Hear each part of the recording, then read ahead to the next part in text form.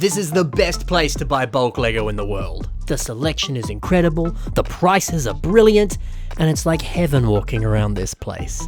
So where is this? What pieces are for sale? And what did Ben buy while he was there? Well, let's discuss. So this is the Lego factory store at Legoland, Germany, and here you can buy all sorts of incredible Lego pieces. And thankfully I had the chance of visiting this place while I was on my recent holiday. So let's take a look at the incredible pieces that were for sale here. So you pay by weight here, not with pick-a-brick cups like you do at your average Lego store. Now if you're buying small lightweight pieces like these 1x1 plates for example, it should equal roughly the same value as an average pick-a-brick cup that's filled with the same number of those exact same small pieces. But that's just because it's easy to pack small pieces into a pick-a-brick cup. But when you get larger, bulkier parts, things get a bit tougher. It can be a bit harder to fit those pieces into your average pick-a-brick cup, just because the size doesn't line up and you get the awkward gaps, all that sort of stuff. So it's certainly harder to get them in larger quantities. But here, since you pay by weight, it's no longer an issue anymore. Now all up, 100 grams of Lego will cost you €9.90, which roughly translates to $10.50 in US dollars, or $16.30 in Australian dollars. It's not a bad price. Now some pieces have limits on how much you can get. As you can see here, you're limited to 100 grams per element, per person, per day. But this is only for certain pieces. And then you've got other pieces like these big, beautiful tubs of Lego animals, where each animal has its own set price. It's not actually paid by weight in this instance. But for reference, these eagles here, they're about €8 Australian on Bricklink, which translates to about €4.85.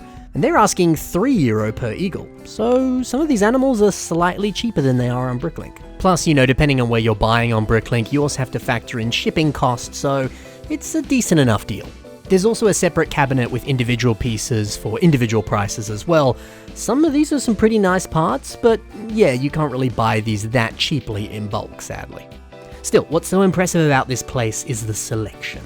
There's so much. And I think that's what sets this apart from any other pick-a-brick wall at any Lego store or Legoland.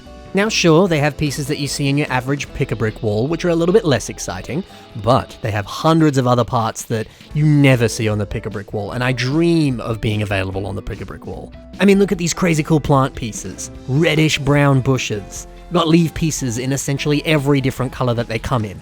And then these awesome new fern pieces as well, it's all so freaking cool. The impressive range here is just awesome. So with all that in mind, let's quickly point out some of those really impressive and awesome pieces that were for sale here, and then I'll show you what I ended up buying for myself. There's so many masonry bricks in lots of different colors. Reddish brown masonry bricks, they actually only appear in 4 sets, and the dark green ones currently only appear in 2 sets. So it's great to see these slightly less common colors for sale. Being able to buy bulk of big plates like this is a dream come true. It's so easy to churn through heaps of these if you're building large-scale big mocks.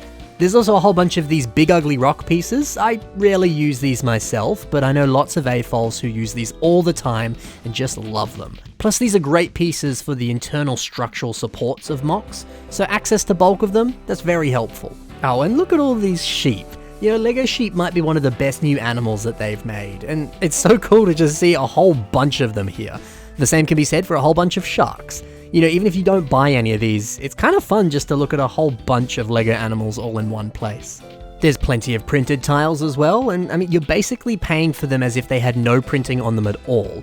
And that's kind of one of the best deals in this store. They're way cheaper than they should be. And there's so many different printed tiles that you can select from. What an amazing thing. There was a pretty decent selection of Technic pieces, which, is helpful for both your Technic fans and your Bionicle fans. I love seeing these different gear pieces, for example, and axles are always helpful. Now, the closest pieces that were Bionicle related in here that I could find were these stud shooter pieces in yellow. Now, these came on the Protector sets, in Bionicle G2, of course. And, they're not really the best Bionicle piece. And honestly, it's barely even a Bionicle piece, it's appeared on Lego sets as well, but close enough. And sadly, it's the best you're ever gonna get for seeing Bionicle pieces for sale in today's age of Lego. Some of the bulkier pieces here include some of these wonderful support beam pieces, which again are great for internal supports, but the beam design of them also looks lovely on sci-fi mocks or factory industrial style builds too, so great to see those here. And then look at all these beautiful energy crystals. This is easily one of the most pretty looking pieces to see here in all the bulk that's for sale. I took these photos specifically for Mark Erickson, by the way, who's been hoarding energy crystals for his recent Rock Raiders mock, which also looks amazing, by the way. I'll include a link in the description. Go check out his stuff. And then one other beautiful thing, bulk horse barding. And it's only €3 each, which is a great deal. Now, these were the ones that came on the 90th anniversary castle set. Now, currently on Bricklink, they're about $10 Australian each, which translates to roughly €6. So you're essentially buying these for half the Bricklink price. What a steal.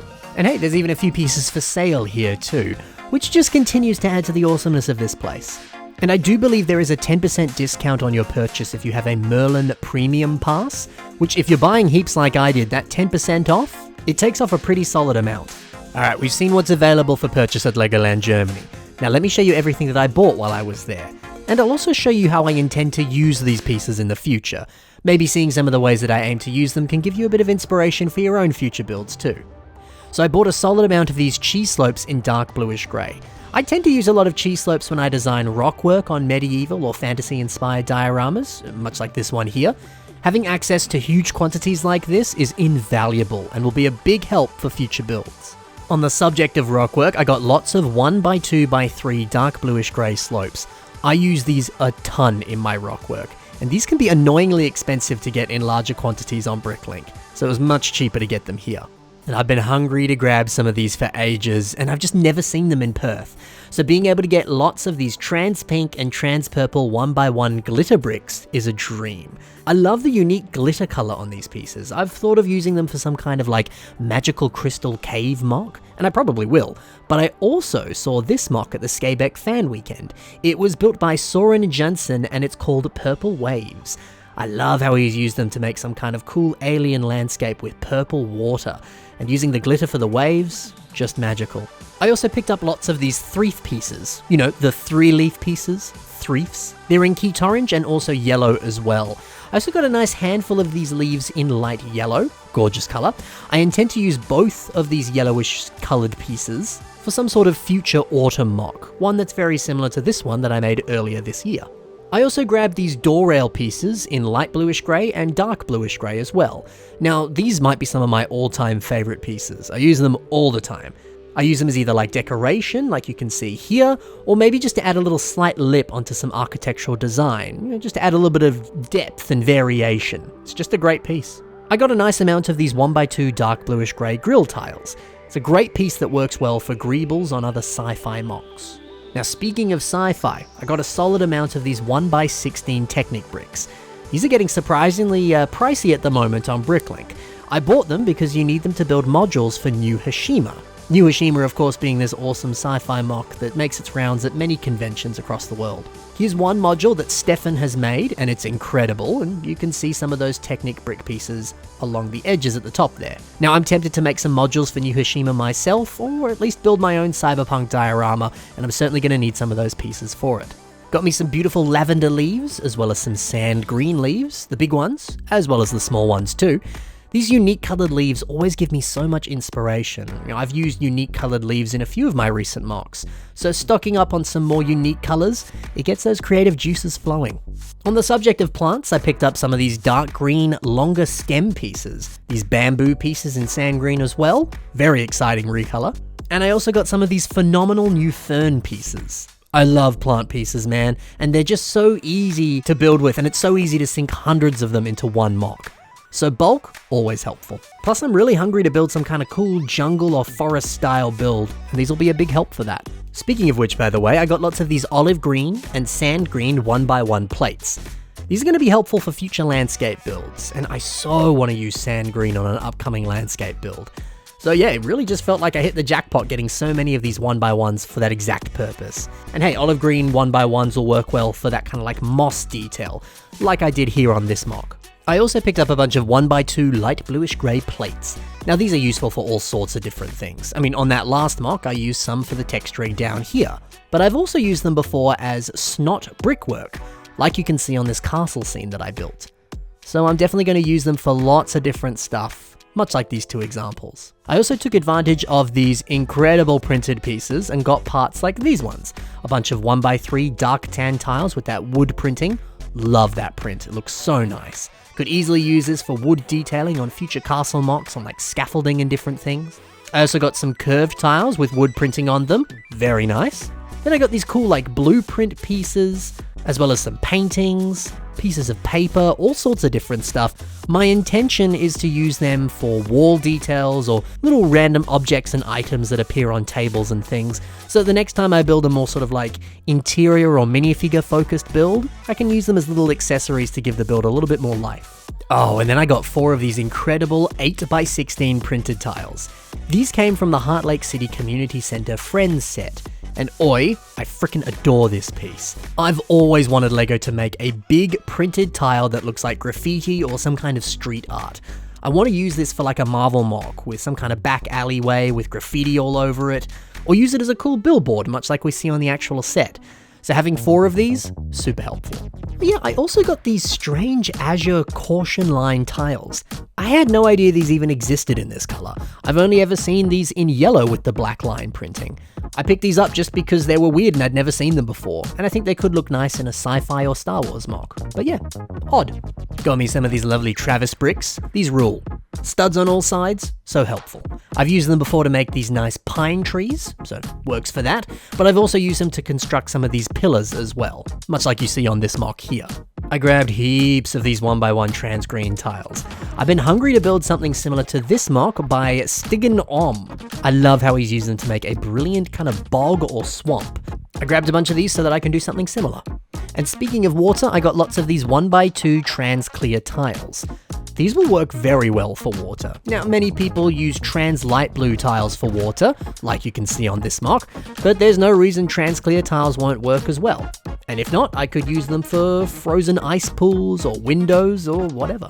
I mean, while we're talking about water, I also grabbed these 1x4 tiles. Now, these are not that light blue color that we were seeing before. Instead, these are the wonderful color known as Satin Trans Light Blue. It's a bit harder to photograph it, but they have this weird, murky, celestial, ethereal glitter look to them. I love the idea of messing around with these for some sort of like fairy water or some sort of mystical, magical portal, whatever. The unique colors of this, it allows for so many creative possibilities. Up next, I got me some of those cool 1x2 round plates in dark bluish grey.